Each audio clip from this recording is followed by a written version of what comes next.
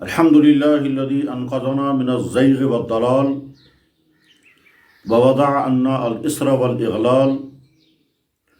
वस्सलातु वस्सलामु अला सय्यिदिना मुहम्मदिन साहिबिल जलाल वल जमाल वल कमाल व अला आलिहि व अस्हाबिहि लज़ीना फ़ाक़ू फ़िल ईमान वल अअमाल। अम्मा बाद, अव्वलन अशहदु अन ला इलाहा इल्लल्लाह व अशहदु अन्न मुहम्मदन अब्दुहु व रसूलुहु रदीना बिल्लाहि तआला रब्बन व बिल इस्लाम दीनन व बि मुहम्मदिन सल्लल्लाहु अलैहि वसल्लम नबिय्यन व रसूला।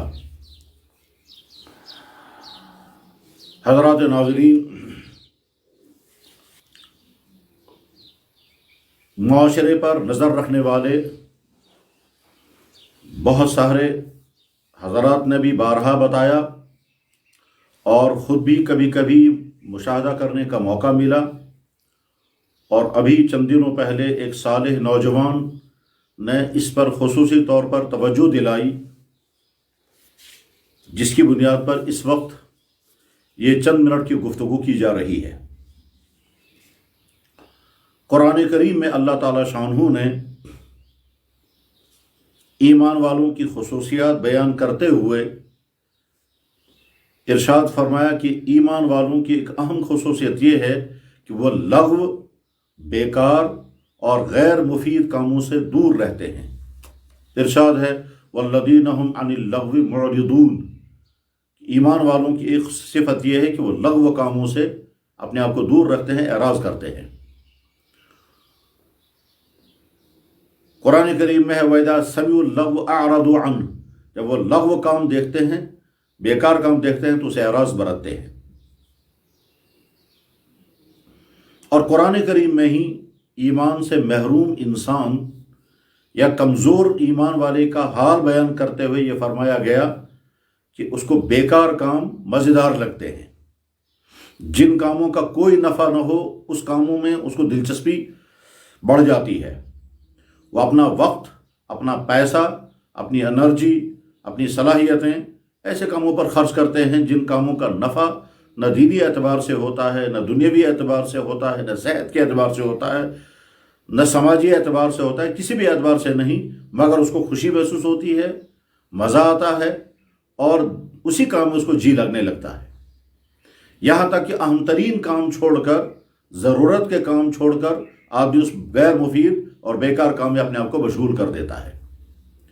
इसकी बेशुमार मिसालें हमारे माशरे में चारों तरफ पाई जाती हैं कि किस तरह से इंसान एक बेकार और लग़्व काम में ऐसी खुशी के साथ मुनहमिक होता है कि ज़रा से भी अक्ल के साथ अगर गौर किया जाए तो ताज्जुब होता है कि इंसान अपनी उम्र को किस काम में लगा रहा है और अपना कीमती वक्त कैसे बेकार काम में सर्व कर रहा है और खुशी महसूस कर रहा है।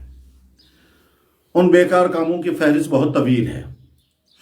जिनमें इंसान मशगूल हैं। उन बेकार कामों में से एक बेकार तरीन काम जो इस वक्त हमारे मुआशरे में मुसलसल बढ़ रहा है वह है कुत्तों की खिदमत। ये कुत्तों की परवरिश और कुत्तों की खिदमत असल में यूरोप के लोगों का वो बेकार अमल है जिसमें वो बड़ी मसरतों के साथ मशगूल हैं। और बहुत ताज्जुब होता है कि किस तरह से वो अपने आप को कुत्तों की खिदमत में लगा देते हैं। उसके लिए किताबें छपती हैं, उसके लिए फॉर्म बनते हैं, उसके लिए शॉपिंग मॉल बने हुए हैं,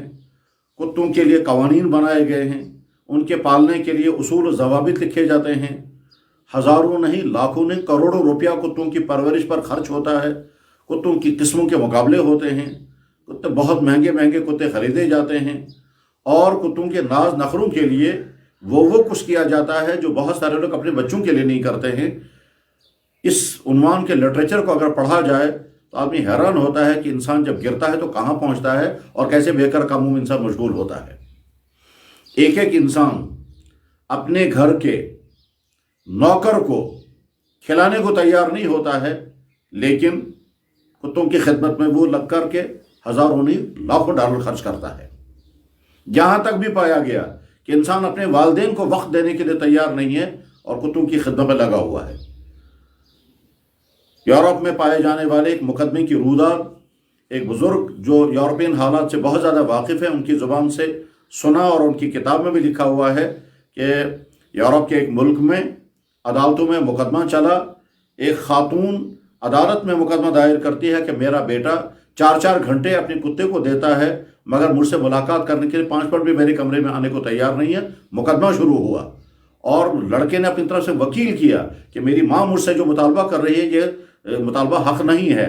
اور جب اس مقدمے کی کارروائی چلتی رہی، دیکھنے والے دیکھتے رہے، سنتے رہے، یہاں تک کہ آخر میں جج صاحب نے فیصلہ لکھا کہ کتوں کے حقوق ہیں، اس بیٹے نے جب کتا رکھا ہے تو اس کو اٹینڈ کرنا ہوگا، اس کے تقاضے پورے کرنے ہوں گے، اس کو واکنگ کرانی ہوگی، اس کے غذا کا انتظام کرنا ہوگا، یہ ساری چیزیں کرنی ہوں گی۔ اور ماں کی خدمت کا ہمارے ہاں کوئی قانون نہیں ہے، اس لیے ہم بچے کو مجبور نہیں کر سکتے ہیں کہ وہ ماں سے ملاقات کرنے کے لیے 5 منٹ اس کے کمرے میں جائے۔ غرض ہے کہ کتوں کی خدمت کا ایک شعبہ اتنا وسیع ترین ہے کہ اس کو پڑھ کر کے، دیکھ کر کے، اس کے حالات سن کر کے انسان کو تعجب ہوتا ہے۔ اب یہ وہاں کی مصیبت اور وبا یہاں بھی شروع ہو گئی ہے، یہاں تک کہ بہت سارے گاؤں تک یہ مصیبت آ گئی۔ خالص اسلامی نقطہ نظر سے بہت ہمدردی کے ساتھ، تنقید کی جذبے سے نہیں، بہت ہمدردی کے ساتھ چند باتیں عرض کی جاتی ہیں۔ پہلی بات یہ ہے کہ اللہ کے نبی علیہ الصلوۃ والسلام نے انسانی زندگی سے کتوں کی تہذیب کو ختم کیا ہے۔ مدینہ منورہ میں لوگ بڑے شوق کے ساتھ کتے پالتے تھے اور اپنے بستروں میں رکھتے تھے، اپنے ساتھ ساتھ ہر وقت ان کو رکھتے تھے، ٹھیک اسی طرح سے جس طرح سے آج یورپ میں ایک عورت جو ہے وہ فخر کے ساتھ کہتی ہے مجھے اپنے بیٹے کے ساتھ ویسی محبت نہیں ہے جیسے کتوں کے ساتھ ہے، اور جس طرح سے وہ اپنی کتوں کا کیئر کرتی ہے اس طرح سے اپنے شوہر، اپنے بھائیوں، اپنے رشتہ داروں کا نہیں۔ تقریباً یہی صورتحال یورپ میں تھی، وہ مدینہ طیبہ میں تھی۔ اللہ کے نبی علیہ السلام جب مدینہ طیبہ تشریف لائے تو آپ نے کتوں کے متعلق احکامات بیان فرمائے، اور اس کا نتیجہ یہ ہو گیا کہ مسلمان سوسائٹی سے کتوں کا عمل دخل ختم ہو گیا،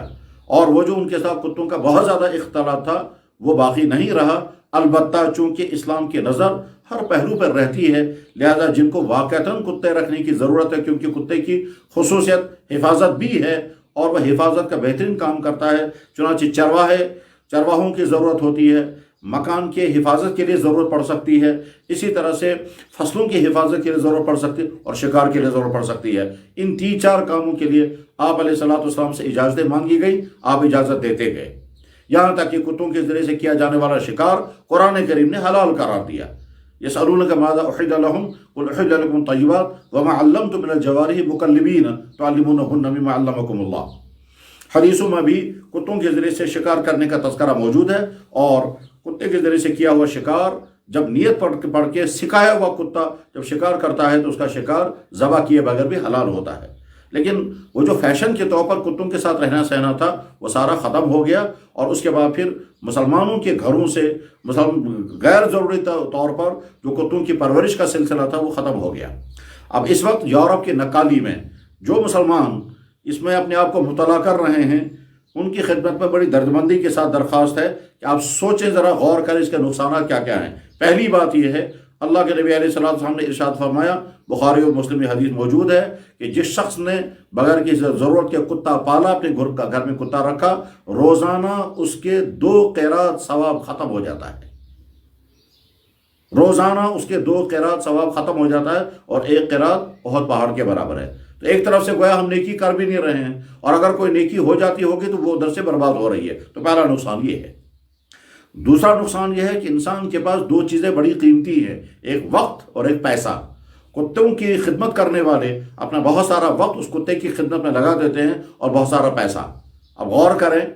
ہزاروں نہیں لاکھوں روپے کے کتے خریدے جاتے ہیں، پھر ان کے لیے خاص قسم کے کمرے بنائے جاتے ہیں، پھر اس میں سردی اور گرمی کا سارا انتظام ہوتا ہے، پھر ان کے لیے خاص قسم کی غذائیں لائی جاتی ہیں، پھر ان کی بیماریوں کے لیے ان کے علاج ہوتے ہیں، یہاں تک کہ مہنگے مہنگے شیمپوؤں سے ان کی صفائیاں ہوتی ہیں، یہاں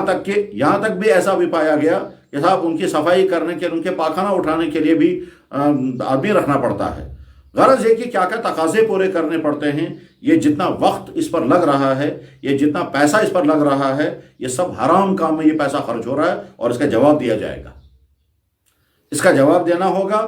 کہ تم نے اس پر یہ پیسہ کیوں خرچ کیا تھا۔ اور بڑا المیہ یہ ہے کہ ایسے گھر بھی پائے گئے جو گھر والے کتوں پر ہزاروں روپے خرچ کرنے کو تیار ہیں اور اپنے گھر کے ملازموں کو مہینے پر تنخواہ دینے کو تیار نہیں۔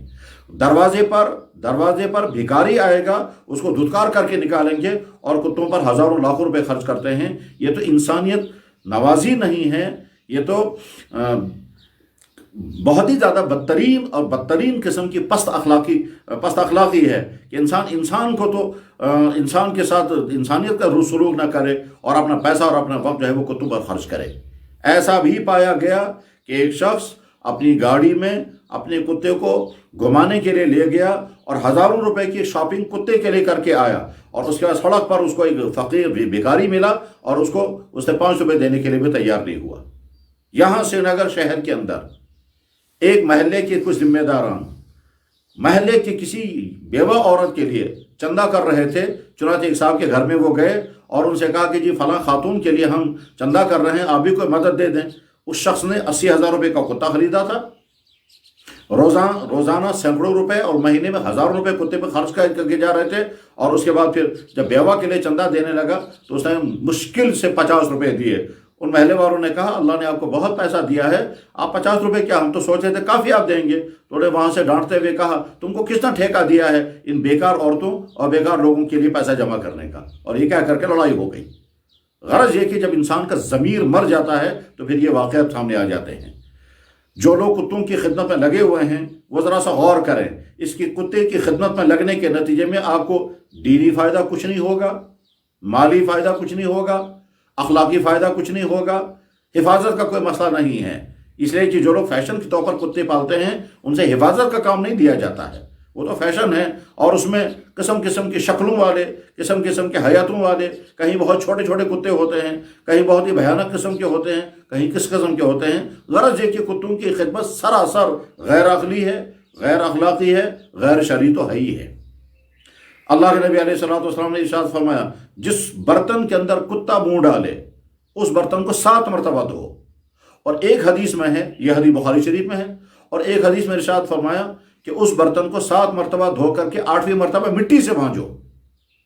چنانچہ تحقیق کرنے والوں نے جب تحقیق کی تو بالکل سامنے آ گیا کہ کتے کے منہ میں جراثیم ہوتے ہیں، اور وہ جراثیم انسان کے جسم میں پہنچ جاتے ہیں تو انسان آگے چل کر کے کاٹنے والا کتا بن جاتا ہے۔ جیسے باولا کتا ہوتا ہے اور وہ جراثیم کی لیول بڑھ جاتی ہے تو وہ باولا ہو جاتا ہے، وہی جراثیم انسان کے جسم میں پہنچ جاتے ہیں۔ چنانچہ ہم نے بھی دیکھا کہ جب بچپن میں کسی بچے کو کتے نے کاٹا اور اس کے بعد آگے چل کر کے جوان میں وہ خود باولا ہو گیا، اور باولا جب ہو گیا تو آخر اس کی موت بھی ہو گئی۔ تو کتے کے منہ میں جراثیم ہے، اس لیے اللہ کے نبی علیہ السلام نے فرمایا کہ جس برتن میں کتا منہ ڈالے اس برتن کو 7 مرتبہ دھو۔ اس کا نتیجہ یہ ہے کہ ہم اس برتن کو 7 مرتبہ دھوئیں گے، وہ پانی استعمال نہیں کریں گے جس پانی میں کتا منہ ڈالے گا۔ جب ہم شوق کے ساتھ کتوں کی پرورش کر رہے ہوں تو اس وقت یہ نفرتیں ذہن سے نکل جاتی ہیں، اور اس کے بعد پھر ضمیر بوجھتے بوجھتے یہاں تک پہنچ جاتا ہے کہ کھانا کھانے والا کھانا کھانے بیٹھتا ہے، کتا اس کے ساتھ بیٹھتا ہے، ایک بسکٹ کتے کو کھلاتا ہے، ایک بسکٹ خود کھاتا ہے۔ چنانچہ اس کے مظاہرے سامنے آئے ہیں۔ فلہذا بڑی دردمندی کے ساتھ عرض ہے، یہ قرآن کے خلاف ہے، یہ دین اسلام کے مزاج کے خلاف ہے، یہ عقل کے خلاف ہے، یہ تجربہ کے خلاف ہے۔ اس میں اپنی زندگی کے قیمتی لمحات کو برباد کرنا ہے اور اپنا پیسہ غیر شرعی چیز میں خرچ کرنا ہے، اور اس کا جواب دینا ہوگا۔ اتنے سارے نقصانات جس چیز میں ہوں اس چیز میں مبتلا ہونا بلا شبہ بڑی نادانی کی چیز ہے۔ اور قرآن کریم میں اللہ تعالیٰ فرماتے ہیں ان الذین لا یؤمنون بالآخرہ زینا لہم اعمالہم، جن کو آخرت کا یقین نہیں، جن کا ایمان نہیں، ان کو بیکار کام ان کے لیے مزین ہو جاتے ہیں، مزیدار بن جاتے ہیں۔ واقعہ یہی ہے کہ جب کوئی آدمی اس کام میں لگ جاتا ہے تو وہ سمجھتا ہے بڑا میں ماڈرن بن گیا، میں ترقی یافتہ ہوں، میں کچھ اور ہوں، حالانکہ بیچارہ کچھ بھی نہیں ہے اسی معاشرے کا رہنے والا، اور صبح سویرے لے کر کے کتوں کو لے کر کے گھوم رہا ہے اور سمجھتا ہے میں بہت کچھ ہوں۔ آدمی کچھ نہیں، آدمی وہ ہے جس آدمی بڑا وہ ہے جس کے اخلاق، جس کا کردار، جس کے اندر انسانی اوصاف ہوں، وہ ہے بڑا آدمی۔ چنانچہ جب ہم دیکھتے ہیں تعجب کرتے ہیں کہ ایک انسان صبح کو نماز پڑھنے کے لیے اٹھنے کو تیار نہیں ہے، لیکن کتے کی واکنگ کرنے کے لیے صبح کو اپنی صحت کے لیے واکنگ کرنے کو تیار نہیں ہے، اور کتے کی واکنگ کے لیے صبح سویرے نکلتے ہیں۔ گھنٹوں لوگ اپنی کتوں کی خدمت میں لگا دیتے ہیں، جس کا نفع کچھ بھی نہیں ہے، نہ جسمانی نفع، نہ گھریلو نفع، نہ اخلاقی نفع، نہ مالی نفع، نہ شرعی نفع۔ یہی وہ بیکار کام ہے جو مزیدار لگ رہے ہیں۔ لہٰذا ہر وہ شخص جس تک یہ بات پہنچ جائے اور وہ اس مرض میں مبتلا ہو گیا ہو اور اس شوق میں اپنے آپ کو برباد کر رہا ہو، وہ اچھی طرح سے سمجھے کہ یہ یورپ کے ان لوگوں کا جن کے پاس اب خوشی کی کوئی چیز باقی نہیں بچی ہے، کیونکہ آخرت کا ان کے ہاں کوئی تصور نہیں، نیکی اور برائی کا ان کے ہاں کوئی فرق نہیں ہے، وہ اپنی زندگی کو چاہتے ہیں کسی طرح سے انجوائے کریں، کسی طرح سے زندگی کو خوشیوں سے بھریں، اس لیے کبھی شرابیں پئیں گے، کبھی کلبوں میں جائیں گے، کبھی ڈانس کریں گے، کبھی گھومنے جائیں گے۔ وہاں تو زندگی کا نقشہ عمومی طور پر اتنا ہے کہ 4-5 دن کماؤ، 2-3 دن تک موج بناؤ، بس یہی زندگی کا نقشہ ان کے ہاں ہے۔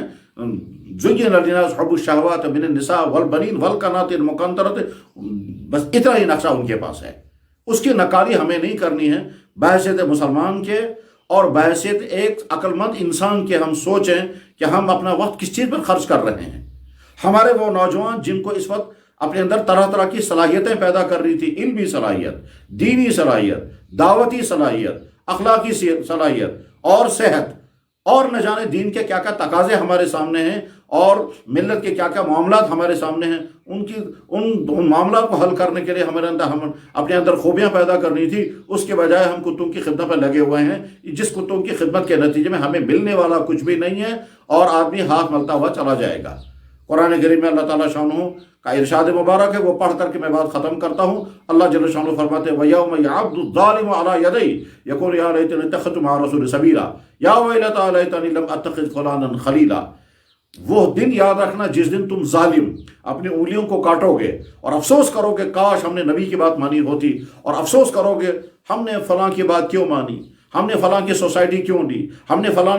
کو فالو کیوں کیا، ہم نے فلاں، اسی میں انسان افسوس کر، ہائے افسوس میں کتوں کی خدمت میں کیوں لگا ہوا تھا، ہائے افسوس میں ویب سائٹوں میں چکر کیوں کاٹتا تھا، ہائے افسوس میں موبائل میں اپنا وقت برباد کیوں کرتا تھا، ہائے افسوس میں گھنٹوں گھنٹوں تک چیٹنگیں کیوں کرتا تھا، ہائے افسوس میں دنیا بھر کے ان چنوں کو گھوم گھوم کر کے اپنا وقت برباد کیوں کرتا تھا، ہائے افسوس میں فلانے انسان کے ساتھ، فلانے طبقے کے ساتھ، فلانے باطل نظریات والوں کے ساتھ اپنا وقت میں نے برباد کیوں کیا، اس کا نتیجہ فائدہ مجھے کچھ نہیں ہوگا۔ وَيَوْمَ يَعَضُّ الظَّالِمُ عَلَىٰ يَدَيْهِ يَقُولُ يَا وَيْلَتَىٰ لَيْتَنِي لَمْ أَتَّخِذْ فُلَانًا خَلِيلًا، ہائے افسوس میں نے فلانے کو میں نے فالو نہ کیا ہوتا، فلانے کو کے پیچھے میں نہ چلا ہوتا تو یہ میری زندگی برباد نہ ہوتی۔ اور جو انسان دوسرے کو اس میں مبتلا کر رہا، یاد رکھیں جو لوگ یہ کتوں کا کاروبار کرتے ہیں وہ حرام کاروبار کرتے ہیں۔ قرآن کریم اللہ کے نبی علیہ السلام نے صاف تین کمائیوں کو حرام کر دیا ہے۔ ان 3 کمائیوں میں سے ثمن القلب، یہ فیشنی کتے بیچنا اور ان کا پیسہ کمانا، اور جو لوگ بیچ رہا ہے وہ بھی حرام کام کر رہا ہے، جو خرید رہا ہے وہ حرام جگہ پر اپنا پیسہ خرچ کر رہا ہے اور خوش ہیں کہ صاحب ہم نے بہت کچھ پایا کچھ نہیں اور سمجھتے ہیں خوش ہے۔ یہ بالکل ایسے ہی ہے جیسے ایک انسان رات بھر میچ دیکھتا رہا، صبح اٹھ کر کے کہتا ہے میں بہت خوش ہوں، حالانکہ جو میچ جیتنے والے ان کو بھی میڈل ملے ہوں گے، جو ہارنے والے ہوں گے ان کو بھی پیسہ مل گیا ہوگا، یہ خواہ اپنی رات برباد کر کے خوش ہے میں نے بہت کچھ پایا کچھ نہیں ہے۔ بس بیکار کاموں سے اپنے آپ کو دور کرنا چاہیے۔ اور اس وقت جس خاص چیز کا تذکرہ کیا گیا، اللہ کرے یہ ان کے دلوں کو دستک دے، اللہ کرے کہ ان کا ضمیر جاگ جائے، اللہ کرے کہ وہ سمجھیں کہ اپنی زندگی کے قیمتی لمحات اور اپنی حلال کمائی کا پیسہ ان بیکار کاموں میں خرچ نہ کریں۔ جن لوگوں نے گھروں میں کتے پالے ہیں وہ ان کو فوراً چھوڑ دیں اور گھروں سے نکال دیں۔ گھروں میں نحوستیں، بے برکتیاں، اعمال کی نفرت اور برائیاں اور آپس کا ٹکراؤ، نہ جانے کیا کیا نحوستیں گھروں میں داخل ہوتی ہیں۔ اور میں خود ایسے گھر کو جانتا ہوں جس گھر میں ساری نحوست کتے کی وجہ سے تھی، کیونکہ شوہر جو ہیں وہ صاحب تھے اور وہ صاحب جو ہیں وہ کتے کی بڑے شوقین تھے، ان کی بیوی جو ہے وہ نفرت کرتی تھی اور روزانہ جھگڑے اس پہ ہوتے تھے، یہاں تک کہ ایک دفعہ شوہر نے اپنی بیوی سے کہا تم سے زیادہ وفادار میرا کتا ہے۔ اب وہ کتا کیا وفاداری کرے گا؟ بس اب یہ سمجھتا ہے میرا کتا میرا بڑا وفادار ہے، یہ سمجھتا ہے وفادار، مگر کرے گا کیا وہ آپ کا کتا؟ کچھ نہیں کر سکتا۔ لیکن اس انسان کے تصورات ہیں۔ اللہ کرے یہ گفتگو جس میں قدر تلخی آ گئی ہم سب کے لیے آنکھ کھولنے کا ذریعہ بنے۔ وآخر دعوانا الحمدللہ رب العالمین برحمتک یا ارحم الراحمین۔